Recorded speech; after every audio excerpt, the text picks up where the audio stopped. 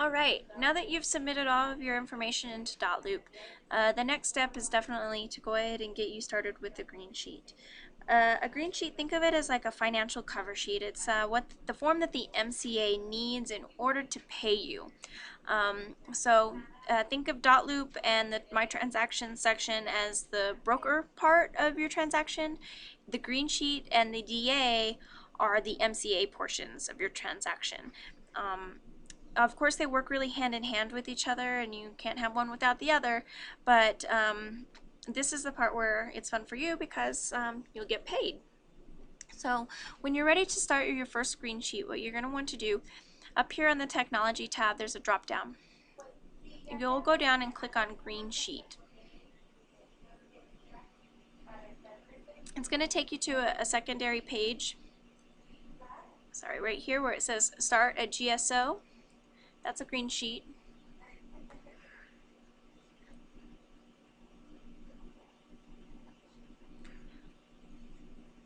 And it's going to take you to this page, which is like it's a dashboard. Up along the top here, you'll see the dashboard. You'll see initiated, submitted, accepted, returned. All the ones that the DAs have already been created for. And now a DA, for those who have never been with a company who've used DAs, they're called that's short for disbursement authorization. It essentially means that whenever you close your deal at the title company, you get paid at the table whenever that funds. If you have already submitted all your forms and you have a DA. Keller Williams, we will receive our own check, and you can pick up your own check directly from title. They cut their checks separate. It works out really well as far as getting you paid quickly, efficiently, letting you, keep all of your money inside of your own business. So here, what you'll want to do, if you've never created a green sheet for your property that you're about to close on, you'll want to go ahead up to the top and create a green sheet. It's going to ask you a couple questions. Are you the listing agent? Yes or no. Then it will ask you if it's a Keller Williams listing, yes or no. If the listing has been uploaded into KWLS, which is our MLS. There are things, the reason that it goes through the system is that it's trying to help upload some basic information about your property. In this case, I'm going to go ahead and select that I actually am the buyer's agent in this case, and it's not a KW listing.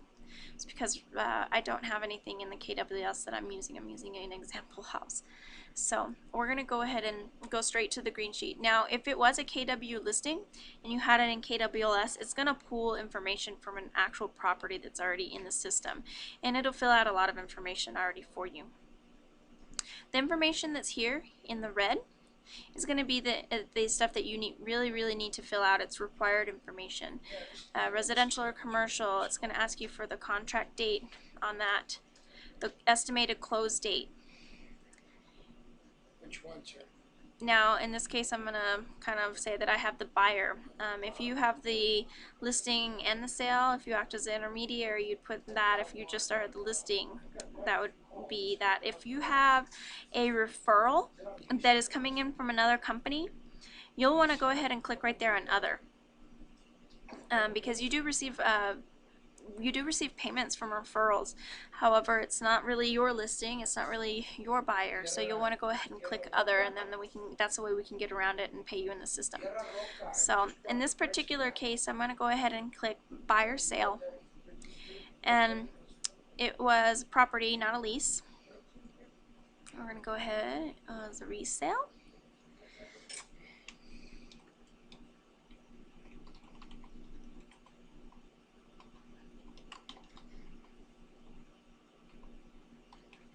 You'll want to fill out all of the information, again, that's in red.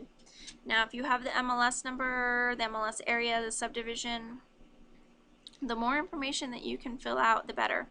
Right here on distress types, a lot of people ask me about that. It's not a required class, it's not a required section, but if you do have a HUD and REO short sale, you do need to go ahead and click that it is one of those is applicable. In this area right here where the buyer source is, this is essentially kind of trying to track as far as how you got this particular client, because I'm saying that I am the buyer's agent, and so it's asking me how I obtained that buyer, if it was like a prospecting, if it was a open house, if it was a personal referral, you'll need to make sure to fill that out. And that way it kind of keeps track for you how you're marketing, the best way that you're getting your clients is. And you'll want to hit next section. You'll see how they're kind of tabbed out here. General information, this one's a price, commission, earnest, buyer, seller, agent detail, code. So you will want to fill out all of this information.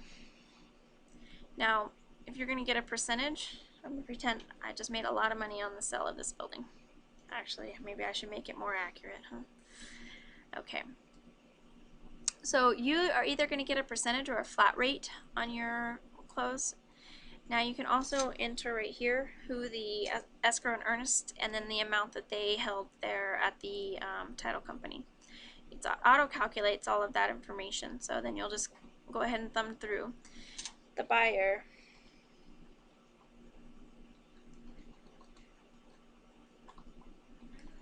And then their phone number, their address,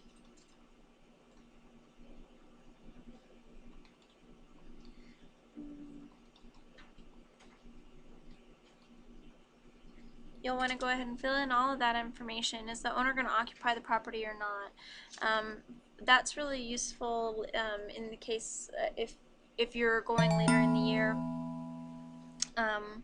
to notify them if they need to, add a homestead exemption to their property for taxes. So then just thumb through and make sure that you fill out all the information, and sometimes you won't have the information on some people. For instance, you may not have the seller's phone number if you are the buyer's agent.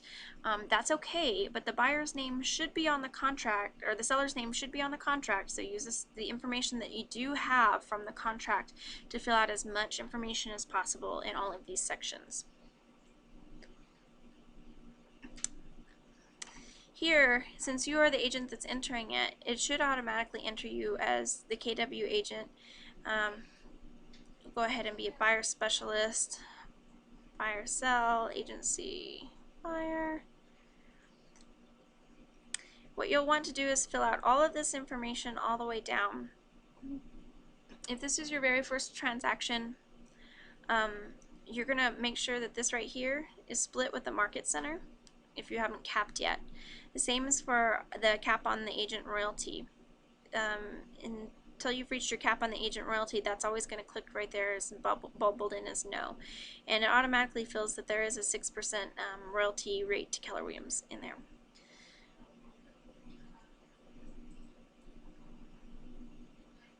So in this case, I forget how much I wrote it down as. Oops.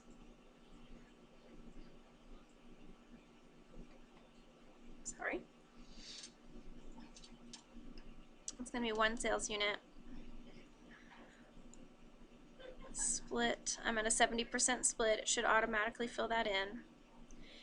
If you are filling out, if you're going to go ahead and submit anything to KW Cares, which we'd love you to do, you fill that out in that section. And if you see it, you kind of scroll down here, you'll see it automatically will kind of auto calculate how much your check is going to be. So when you fill all of that out, you'll go ahead and go to the co-broker section. If this is not applicable to you, then you'll click through to vendors. This is very important. You do need to make sure that you fill out, even though it's not a required section, you need to make sure that the closing company here, your title company, is filled out, because this is how Jessica is going to know where to send that DA to. You're going to need to have the company name, their address, their phone number, fax number if possible, the closing officer definitely, so that we can make sure that we get this financial information over to them. And then if there is a home warranty involved, you'll go ahead and fill that out. If you have any notes that you need to send to Jessica, you'll go ahead and fill that out right there. Now at this point, there are two things that you can do once you've filled all of this out. You can either save for later if you're still missing information, or you can hit submit to the MCA. The MCA, once she receives this form, she will review it. But just to let you know that if you submit a green sheet, say for instance you close, say about 2 weeks from now, and you're just on top of it, and you've got all your form filled out, and you basically have submitted this as soon as you got your contract executed. Thank you. First off, thank you, because that really helps us in the process. The faster you get it into us, the better we can move it through the system. However, right before your closing, we do request that you need to ask for the DA. And that DA, the disbursement authorization that we spoke about earlier, all it is an email. All you need to do is send an email to jessicap@kw.com. In the email, say, write the address and say I'm closing on Thursday. Give her at least 48 hours minimum to go ahead and do that so that she can get it out to the title company. Because a lot of times you may have already submitted the green sheet, it may have already been approved. However, if it's been a couple of weeks, it's kind of sitting there in the inbox, she needs to be kind of notified that it's about to close so that she can get that over to title. And the reason she doesn't send it out as soon as she gets your green sheet in is because sometimes things change in your contract. Sometimes there are concessions that are made, sometimes prices change, maybe there was an issue that came up in inspection. So that's really the reason why we hold off until the last 48 hours to send out those DAs. So we just ask that you be patient with us and just kind of give us enough time to work those through the system. The earlier you get in your green sheets, the earlier you get in your compliance, the faster your transaction will close on our end. I really appreciate it. Again, whenever you are ready to, when you filled out all your information, don't forget to hit that submit to MCA button. And if you have any questions, don't hesitate to ask. Thank you.